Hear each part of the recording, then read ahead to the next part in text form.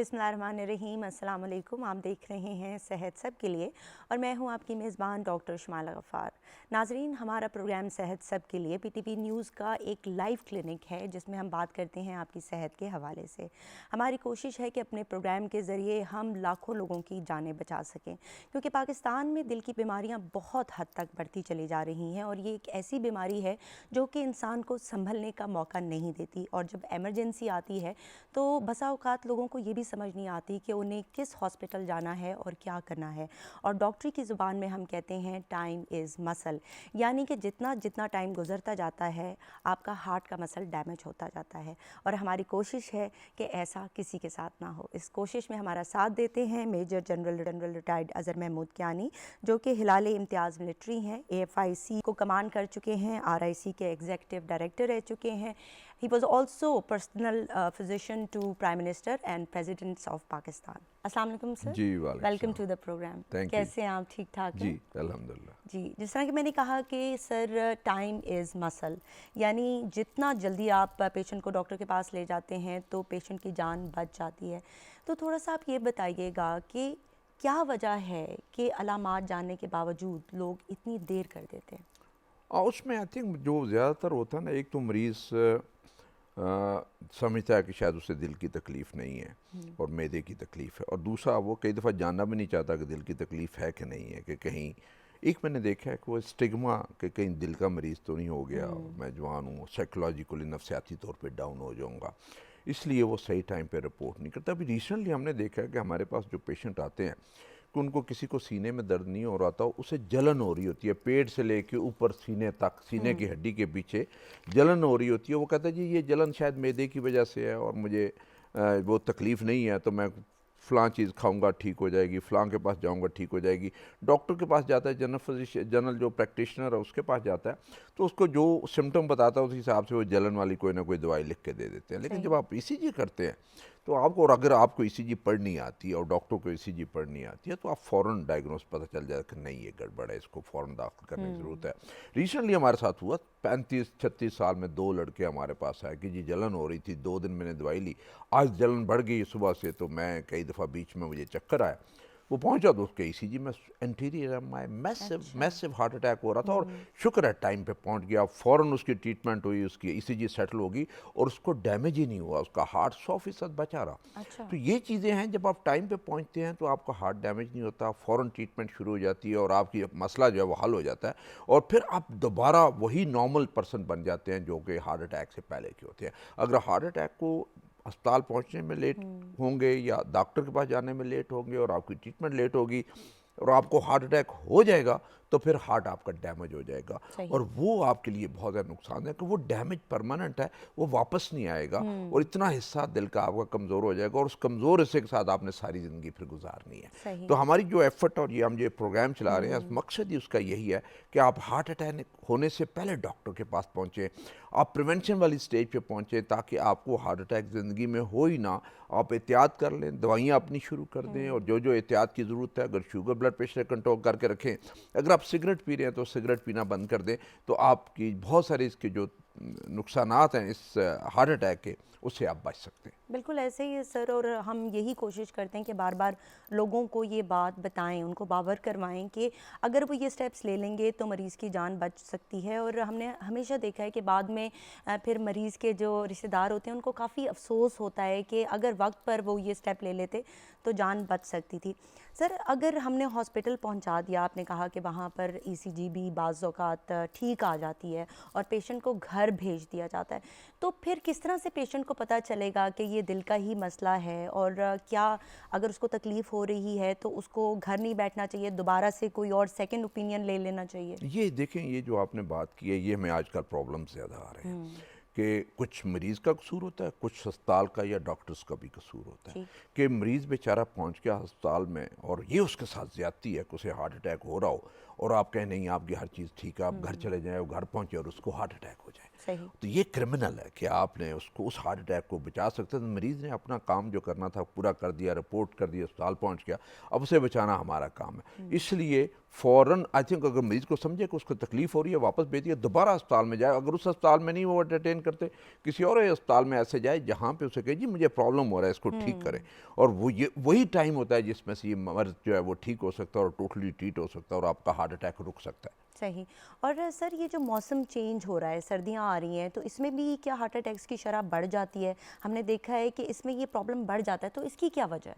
जी, देखें सर्दी का दोनों एक्सट्रीम वेदर जो सर्दी और गर्मी का आपके बीमारियों पे बड़ा असर होता है। और उसमें से जब आप सर्दी होती है तो आपकी दिल की नालियाँ भी सिकुड़ जाती हैं, आपको ठंडक भी लगती है, दिल का जिस्म का ज़ोर भी लगता है। और आप जब अगर ठंडे मौसम में चलना शुरू करें तो आपकी दिल की नाली भी सिकुड़ जाती है और आपकी एग्जर्शन जो है दिल का काम जो है वो बढ़ जाता है और उसमें से एंजाइना आपको जल्दी होना शुरू हो जाता है। और कई दफ़ा अगर एक्सट्रीम सर्दी हो तो आपको उस सर्दी में हार्ट अटैक भी हो सकता है। कहीं आप ठंडे पानी से नहा लिया, ठंडे कमरे में आप रहे और बहुत लंबे देर के लिए आपको ठंडक महसूस हुई तो उस ठंडक के दौरान आपको हार्ट अटैक हो सकता है। तो बड़ा इंपॉर्टेंट है कि इस मौसम में जो मरीज़ हैं वो प्रॉपर अपने कपड़े सही पहने, बनियान पहने, शर्ट पहने, स्वेटर पहने, कोट पहने। और अगर आपको ज़्यादा सर्दी लगी, जैसे आहिस्ता आहिस्ता ये मौसम अभी जो है सर्द होता चला जाएगा, तो जो पजामा है वो गर्म वाला वो ज़रूर पहन लेना चाहिए। ठीक है। और अगर सर्दी है तो कोशिश ये करें कि ठंडा पानी ना पिएं, ज़रा थोड़ा सा टैप वाटर या थोड़ा सा नीम गर्म पानी आप पी लें। चाय कॉफ़ी का जो है इस्तेमाल करें जो अपने आप को गर्म रखने के लिए। और अगर आपको इस सर्दी में सीने में दर्द या हार्ट फेलियर ज़्यादा या ब्लड प्रेशर ऊपर नीचे हो जाता है तो अपने डॉक्टर के पास जाके अपनी दवाइयाँ एडजस्ट कर। कई दफ़ा हमें ये करना पड़ता है कि ये बड़ी सर्दी में, इम्पोर्टेंट हाँ बात है सर्दी जी। में हमें दवाइयों की जो मिकदार है या उसकी डोज है वो बढ़ानी पड़ती है। ठीक। और वो जब बढ़ाते हैं तो उनका एंजाइना और तकलीफ़ जो है वो बेहतर हो जाती है और मरीज़ को भी उसी हिसाब से गाइड कर लिया जाता है। और अगर आप रात को सोते हैं या सुबह उठते हैं और अगर आप उठ के नमाज़ पढ़ते हैं फजर की तो उस वक्त वहाँ पे ठंड ज़्यादा होती है, सर्दी ज़्यादा होती है। ठंड कोशिश करें कि ठंडे पानी से वज़ू ना करें, गर्म सही। पानी से वज़ू करें। अपने आप को कपड़े ज़रा सही पहना के रखें ठीक ताकि है। ठंड में आप नमाज ना पढ़ें। अपने आप को गर्म जो है करके फिर नमाज पढ़ें। सर को हमेशा ढांप पे रखें। सर्दी हमेशा और गर्मी हमेशा सर से अंदर घुसती है।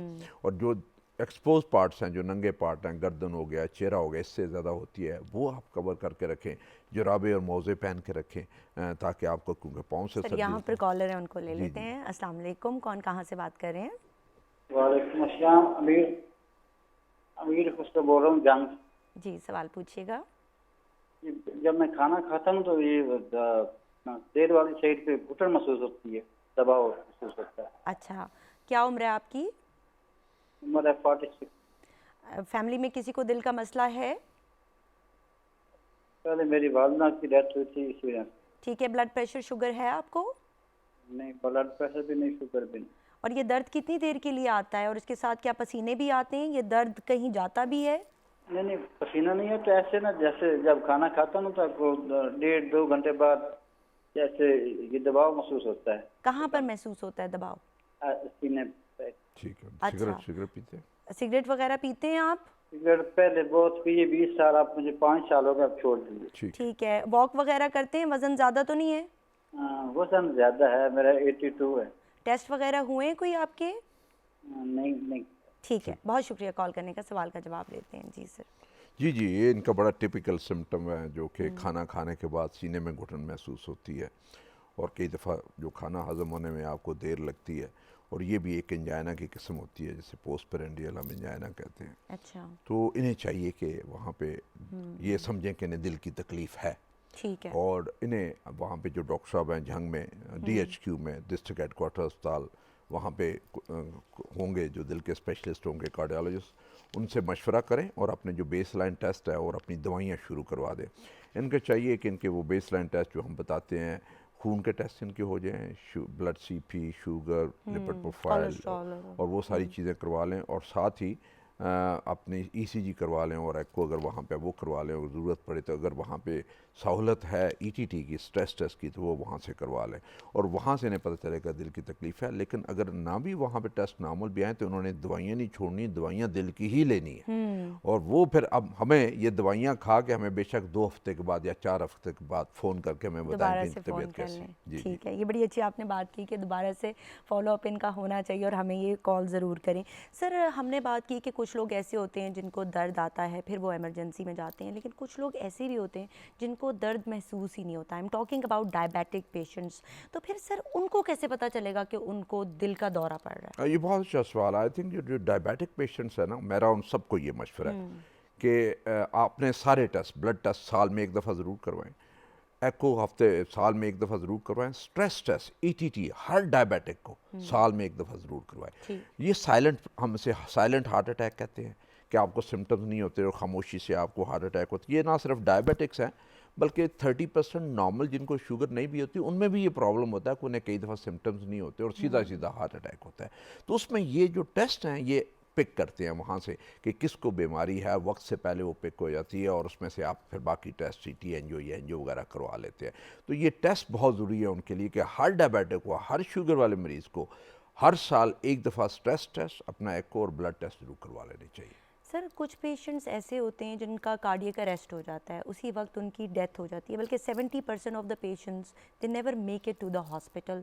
तो क्या उनका हार्ट अटैक जो होता है वो बहुत मैसिव होता है, बहुत बड़ा उनको अटैक आ रहा होता है, इस वजह से उनकी जान चली जाती है? क्या वजह होती है? कुछ लोगों को तो वार्निंग मिलती है, उनको एक अटैक आता है, फिर दूसरा, फिर तीसरा, तो बाज़ लोगों को तो ये मौका ही नहीं मिलता। मौका क्या वजह? देखिए, हम हमेशा ये कहते हैं कि अगर 10 लोगों को हार्ट अटैक होता है तो 6 खुशकिस्मत होते हैं ये अस्पताल पहुंच जाते हैं। अच्छा। 4 पहुंच ही नहीं पाते, वो घर में डेथ या रास्ते में डेथ हो जाती है। होता ही है कि कई दफ़ा तो ये प्रिवेंटेबल होती है। ये जो CCU कॉरोनरी केयर यूनिट बने हैं अस्पतालों में और आपकी जो ट्रीटमेंट शुरू होती है वो इसी काम के लिए होती है कि अगर वो डेथ प्रिवेंटेबल है, जिसे रोका जा सकता है और बचा सकते हैं हम मरीज़ को, तो वो CCU में वो कर सकते हैं। कई दफ़ा अरिथमिया हो रहा होता है, कई दफ़ा हार्ट बीट फास्ट होती है, आपको वहीं पे मेडिसिन देनी पड़ती है या शॉक देना पड़ता है।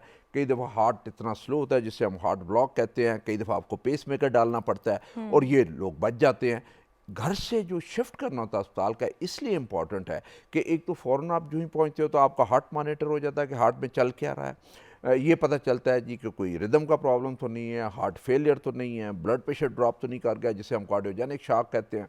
वो जब चीज़ें होती हैं, जब उसका जो ही वो ट्रीट होती है तो मरीज़ वापस आ जाता है। तो इसलिए ये प्रिवेंटेबल डेथ्स होती हैं, इसलिए अस्पताल में पहुंचना बहुत ज़रूरी। हाँ, जिनको कार्डियक अरेस्ट घर में हुआ, उन्हें फर्स्ट एड नहीं मिली, CPR नहीं हुआ घर में, तो घर में कई दफ़ा CPR से मरीज़ वापस आ जाते हैं। कार्डियोपल्मोनरी रिससिटेशन जिसे हम कहते हैं कि जी घर में हर एक को कार्डियक मसाज करना आता हो। क्या खुदा न खासा किसी को हुआ तो फ़ौरन वहाँ पे कार्डियक मसाज शुरू कर दें और माउथ टू माउथ जो है वो ब्रीदिंग शुरू कर दें। और ये प्रैक्टिस होनी चाहिए जिसमें सबको पता होना चाहिए कि खुदा न खासा आपके घर में या कहीं बाज़ार में आप जा रहे हैं, किसी और को कार्डियक अरेस्ट हो गया, तो आप ट्रेंड होंगे, आप उसकी जान बचा सके और उसका CPR कर सके। इसलिए ये एक बेस लाइन है। देखें, बाहर देखें तो बाहर एम्बुलेंस वाले हैं, फायर ब्रिगेड वाले हैं, सिक्योरिटी वाले हैं, हर को ट्रेन किया जाता है कि CPR कैसे किया जाता है। और हमारे यहाँ ये CPR बहुत ज़रूरी है। बल्कि मेरा तो ये कि कम्युनिटी लेवल पे होना चाहिए, ये गांव लेवल पे, मोहल्ले लेवल पे, मस्जिद में, स्कूल में हर को ट्रेन करें कि हाँ जी, अगर खुदा न खासा आपके घर में ये इमरजेंसी हो जाती है और कार्डियक अरेस्ट हो जाता है तो आपने कैसे कार्डियोपल्मोनरी रिससिटेशन करनी है, उस जान को कैसे बचाना। बिल्कुल सर, ये बड़ा इम्पॉर्टेंट स्टेप होगा लोगों की जानें बचाने में। और I always think about it कि ये कम्युनिटी लेवल पर होना चाहिए कि आप अपने बच्चों को सिखाएं, फिर उन्हें क्या आप अपने फ्रेंड्स को सिखाएं। इस तरह से अगर एक चेन क्रिएट कर दी जाए तो बहुत सारे लोगों को जब CPR आता होगा तो अगर रोड पर भी किसी को खुदा न खास्ता हार्ट अटैक आ रहा है तो वहाँ पर कोई हेल्प के लिए मौजूद है, अगर आपके घर में है तो भी आपको पता है। तो इस तरह से बहुत सारी जानें बच सकती हैं और हम हमेशा से कहते हैं कि prevention is better than cure. ये बताइएगा सर, मैंने सोशल मीडिया पर एक वीडियो देखी जिसमें एक साहब को हार्ट अटैक आ रहा था और दूसरे साहब ने उसी वक्त उनका CPR शुरू कर दिया।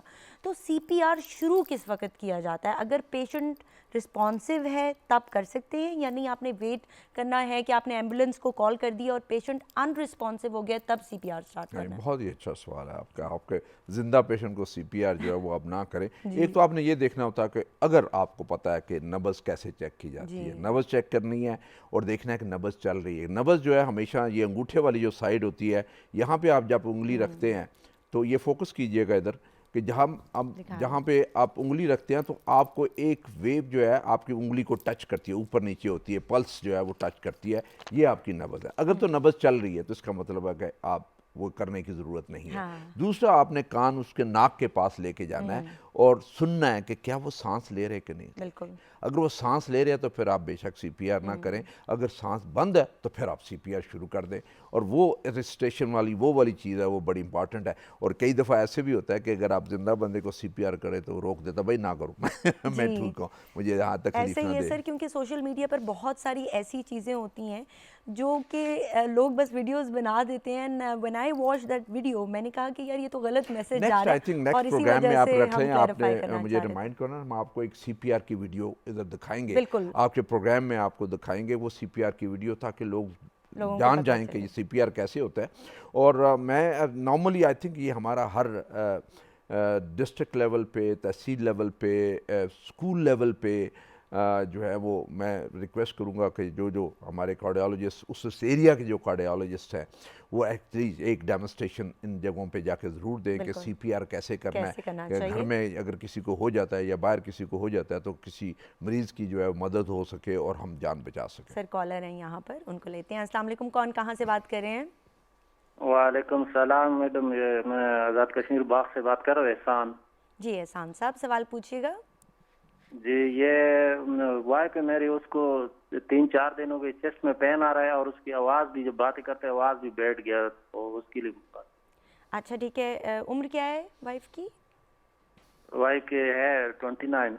साथ बुखार वगैरह भी आ रहा है, कोई खांसी वगैरह? नहीं, कांसी नहीं है, कांसी आ रही है, साथ थोड़ी थोड़ी कांसी आ रही है, लेकिन सिर्फ ये है कि बात है उसकी बैठ गई है, बात नहीं कर सकता। अच्छा ठीक है, मुझे ये बताइएगा कि साथ बुखार भी है तेज़ या नहीं? नहीं नहीं नहीं, बुखार कोई नहीं है। और खांसी वगैरह कोई है? कांसी इतनी नहीं है, सिर्फ मामूली सी वो कांसी कर रहे गला हैं, खराब ज्यादा कोई ठीक है। गला खराब है उनका? नहीं नहीं, गला भी ठीक है। ठीक है। ख़ानदान में किसी को दिल का मसला है? नहीं, खानदान में तो नहीं है, लेकिन वो कह रहे कि है, उनको ये प्रॉब्लम आती है खानदान में, हल्की सी। अच्छा, ये दर्द मुसलसल है या आ और जा रहा है? ये वक्फी से आती है, लेकिन उसका आवाज बैठ गया है, बस यही मसला ज्यादा है। ठीक है। दर्द कहीं जाता तो नहीं है, जैसे बाजू में या पीछे पट्ठों में, जॉ में? नहीं नहीं, सिर्फ चेस्ट पेन है। ठीक है। और वो है पीछे जो है ना, कमर में भी साथ ही, चेस्ट के पीछे जो है ना, उधर भी पेन ठीक आ है। रही कोई टेस्ट वगैरह उनके हुए? नहीं, पहले टेस्ट हुई थी, एक्सरे करवाया, डॉक्टर ने बताया कि इसका जो है ना चेस्ट कमजोर है, इसी तरह कह रहा था। अभी मैंने उसको बताया कि अभी जाके दोबारा टेस्ट कराओ। सही है। ठीक है। सांस लेने में कोई मसला होता है उनको? सांस में है, हल्का सांस में मसला आ रहा है, और ये है कि वो कर रहे हैं, क्या नाम है, उसकी आवाज बैठ रही है। ठीक है। बहुत शुक्रिया कॉल करने का, आपके सवाल का जवाब लेते हैं। जी सर। जी आई थिंक कि वाइफ है जो कि 29 साल उनकी एज है, जो बड़ा थोड़ी एज है, ख़वातीन में हार्ट प्रॉब्लम ये कम होता है जो, लेकिन साथ उन्होंने ये भी बता दिया खांसी है। कई दफ़ा होता है कि आजकल जैसे मौसम बदल रहा है कि आपका गला ख़राब हो गया या छाती में कुछ इन्फेक्शन हो गई या वायरल इन्फेक्शन हो गई, खांसी, तो उससे गला बैठ जाता है। तो बेस्ट ये तरीका होता है कि गला बैठ जाए तो आप कोशिश करें कि नीम गर्म पानी में नमक डाल के या गरारे करें, या फिर नीम गर्म पानी में सॉल्युबल एस्प्रिन, हल होने वाली एस्प्रिन जो है वो डाल के उसके गरारे करें, तो उससे ही आपका गला जो है वो ठीक हो जाता है। जो बाकी इनकी चीज़ें हैं वो ऐसा हार्ट की तरफ तो नहीं जाती जो ये सिम्टम बता रहे, लेकिन आई थिंक उसको रूल आउट भी नहीं हम कर सकते। तो इनके जो टेस्ट हैं वो करवाने वाले वो ज़रूरी हैं कि ब्लड टेस्ट करवा लें, छाती का एक्सरे दोबारा करवा लें, ECG करवा लें, एको करवा लें। अगर वो चीज़ें ठीक है तो इंशाल्लाह ये ठीक ठाक हो जाएगा। जो गला बैठ रहा है, कई दफ़ा होता है कि थायराइड की वजह से भी प्रॉब्लम होता है, फैमिली में कोई थायराइड का इशू हो, तो थायराइड के टेस्ट देखें कोई इधर यहाँ पे, क्योंकि जिस एरिया से ये बता रहे हैं उस तरफ थायराइड का भी इशू ज़्यादा है, गाइटर बन जाता है, गिलड़ सा जो है गर्दन में होता है, उसकी वजह से या हाइपर एक्टिव होता है या हाइपो एक्टिव, जब हाइपो एक्टिव होता है तो फिर आपका गला बैठ जाता है, होर्सनेस वॉइस की हो जाती है। तो वो चीज़ें जो है साथ हो सकती है। ये टेस्ट जब होते हैं तो आपको इसी तरह डिजीज़ जो है डिटेक्ट होती है और पता चलता है। लेकिन इनकी बातों से लगता है कि ऐसा कोई सीरियस मसला नहीं है, लेकिन इसी बहाने से जब इन्होंने कंप्लेंट उन्हें है तो इसी बहाने से उनके ये टेस्ट सारे करवा ले, ताकि टेस्ट से हमें पता चले कि नहीं कोई ऐसा इस तरह का इशू तो बिल्कुल। देखने में तो इतना कोई डेंजरस नहीं, नहीं लग रहा, dangerous हमें लेकिन ये है कि फिर जी। भी अगर ये चेक करवा लेंगे तो बेहतर होगा। अच्छा सर, हार्ट अटैक के बाद भी क्या कॉम्प्लिकेशंस हो सकती हैं? कोई ऐसी बीमारियां हैं जो कि हार्ट अटैक के बाद पेशेंट को हो जाती हैं? देखिए हार्ट अटैक इटसेल्फ, देखें ये हार्ट अटैक जो है ना, एक दिल के ऊपर एक ज़ख्म होता है, और उस ज़ख्म को ठीक होने में 4 से 6 हफ्ते लगते हैं, यानी महीना 1.5 महीना उसे लगता है। और महीना 1.5 महीना आपने उसे रेस्ट देना होता है। रेस्ट कौन सा? फिजिकल और मेंटल, यानी आप जो काम कर रहे हैं वो काम से भी रेस्ट करें, और जो आप टेंशन वेंशन लेते हैं काम उससे का भी स्ट्रेस, आराम तो करें। उससे आराम करें। और अगर आपको घर में टेंशन है तो घर से बाहर निकल जाए। कई दफ़ा होता ही था कि मरीज़ कहता है जी मेरे लिए घर में रहना बड़ा मुश्किल हो गया है, 2 हफ्ते हो गए हैं, 2 हफ्ते से ऊपर नहीं मैं गुजार सकता, सही। घर में बैठा हूँ। तो वो फिर आप काम के लिए निकल जाएं, लेकिन जहाँ पे आपको सीने में प्रेशर या स्ट्रेस महसूस हो वहाँ पे आप रेस्ट करें और काम वगैरह छोड़ दें। आजकल जो हमारा फ़ोन सर है यहाँ पर उस एक कॉलर है, उनको ले लेते जी हैं जी पहले, फिर इसको आगे कंटिन्यू करेंगे। जी अस्सलाम वालेकुम, कौन कहाँ से बात कर रहे हैं? जी वालेकुम सलाम जी, मैं इमरान बात कर रहा हूँ कराची। जी सवाल पूछिएगा। जी मैम, ये डॉक्टर साहब से पूछेगा जी, सीने में दर्द होता है एकदम, जैसे बिजली का झटका आता है वैसे झटका आता है। अच्छा ठीक है, कब से आ रहा है ये आपको? ये 20 से 25 दिन हो गए बराबर। ठीक है, झटका आता है और चला जाता है? जी आता है और चला जाता है। उम्र के ठीक है, उम्र क्या है आपकी? उम्र 32। अच्छा, कोई शुगर डायबिटीज़ वगैरह है आपको, ब्लड प्रेशर का मसला? जी नहीं, ऐसा तो कुछ भी नहीं। ख़ानदान में किसी को दिल का मसला, स्मोकिंग वगैरह करते हैं आप? जी नहीं, स्मोकिंग कभी कभार एक आध कर लेते, बाकी अच्छा ठीक है, और ये जो झटका सा आता है ये कितनी देर का होता है? ये तकरीबन 2 से 3 सेकंड का। सेकंड्स का? अच्छा वॉक ठीक है। करते हैं, वॉक वगैरह करते हैं आप? वर्जिश है। जी वाक तो बराबर ये 24 घंटे वाक भी होती है। अच्छा ठीक है, और आप कह रहे हैं कि 24 घंटे बाद होती है? 24 घंटे वॉक होती है, 24 अच्छा। घंटे काम ही है अपना चलने फिरने वाला। अच्छा अच्छा ठीक है। चलिए आपके सवाल का जवाब लेते हैं, बहुत शुक्रिया कॉल करने का। जी जी जी उम्र का मुआयना 32। 32 आई थिंक। ये जो मैं बता दूं नाजरीन को कि जो ये झटके बिजली के लगते हैं या ट्विचिंग होती है, इधर झटका लगा, इधर झटका लगा, इधर झटका लगा, ये हार्ट वाला पेन नहीं होता। अब ये मसल ट्विचिंग होती है जिस वजह से वो झटके लगते हैं। जो हार्ट का पेन होता है वो ठहरता है, कुछ देर के लिए ठहरता है, 2-3 मिनट 4 मिनट के ठहरता है, या सीने पे बोझ या घुटन सीने पे महसूस करा बोझ, और झटके जी। नहीं लगते। ये ज़्यादातर जो होते हैं मसल ट्विचिंग होती है। अगर इनके ख़ानदान में बीमारी है, यानी इनके वालदैन बहन भाई या इनके ददियाल ननियाल में बीमारी है 40s और 50s में, तो इनको अपने टेस्ट ज़रूर करवा लें। चलिए देखिए, इन्होंने अभी सवाल किया है तो इसी बहाने अपने टेस्ट भी करवा लें, ताकि पता चल जाए कि ऐसा जिस तरह का कोई इशू तो नहीं है जिसमें ECG है। और एक एक्सरसाइज टेस्ट जो स्ट्रेस टेस्ट है वो आप साल में एक दफ़ा ज़रूर करवा लिया करें, आपको बीमारी का पता चल जाएगा। लेकिन ये जो उन्होंने सवाल किया था, मुझे नहीं लगता कि ये दिल की तकलीफ़ है, ये मस्कुलर इनकी लगती है, लेकिन इसी बहाने इनको ये टेस्ट भी आपने करवा लेना जी चाहिए। बिल्कुल, जिस तरह कि हमें बताया जाता है डॉक्टर्स को कि हमेशा जो दिल का पेशेंट आएगा वो इधर हाथ उसने रखा होता है और उसको बोझ सा महसूस होता है। तो ये जो आपने बताया कि ये ट्विचिंग्स होती हैं और ये हार्मलेस होती हैं, 2 से 3 सेकंड की होती हैं। जो हार्ट का पेन होता है नाजरीन, वो वाकई इंसान को हिला कर रख देता है, इंसान को वाकई पता चलता है कि कोई दर्द उसको महसूस हो रहा है और साथ साथ उसको पसीने भी आते हैं। तो सर आप कोई फाइनल मैसेज देना चाहेंगे आज के हाँ, प्रोग्राम उसमें के ये है हवाले कि से? जैसे आई थिंक सीने में आपको बोझ हो, सीने के पीछे जलन हो, सांस फूले, पसीने आने शुरू हो जाएं, बेशक हल्का से ही बोझ हो, आप एक दफ़ा अपने टेस्ट ज़रूर करवा लें कि हो सकता है कि सिर्फ वही सिम्टम जो है हार्ट अटैक होने से पहले आपको हों और टाइम पे बीमारी पकड़ी जाए, आपका इलाज हो जाए, तो आप उसके नुकसानात से बच सकते हैं। बिल्कुल ऐसे ही है। सर थोड़ा सा जल्दी से ये भी बता दीजिएगा कि जो कार्डियक पेशेंट है उसको कितने फ्रीक्वेंटली अपने टेस्ट करवाने चाहिए, कितने अरसे बाद, और एक नॉर्मल बंदे को कितने अरसे देखिए, बाद? नॉर्मल बंदे के अगर टेस्ट नॉर्मल है तो साल में 2 दफ़ा करवा ले तो काफ़ी है। ठीक है सर। हार्ट वाला जो पेशेंट उसे हर 3 महीने के बाद अपने टेस्ट करवा लेने चाहिए। ठीक है। और अब जैसे मैंने कहा था कि जी कि ये अगर तो टेस्ट नॉर्मल रहेंगे तो आपकी बीमारी कंट्रोल में सही। रहेगी, अगर ख़राब होंगे तो बीमारी बढ़ती चली थैंक यू सो जाएगी। Much for joining us sir. ये नाजरीन, प्रोग्राम आपने देखा, उम्मीद है आपको पसंद आया होगा। अपना बहुत ख्याल रखिए और चला फिरा कीजिए। Take care of yourself. अल्लाह हाफिज़।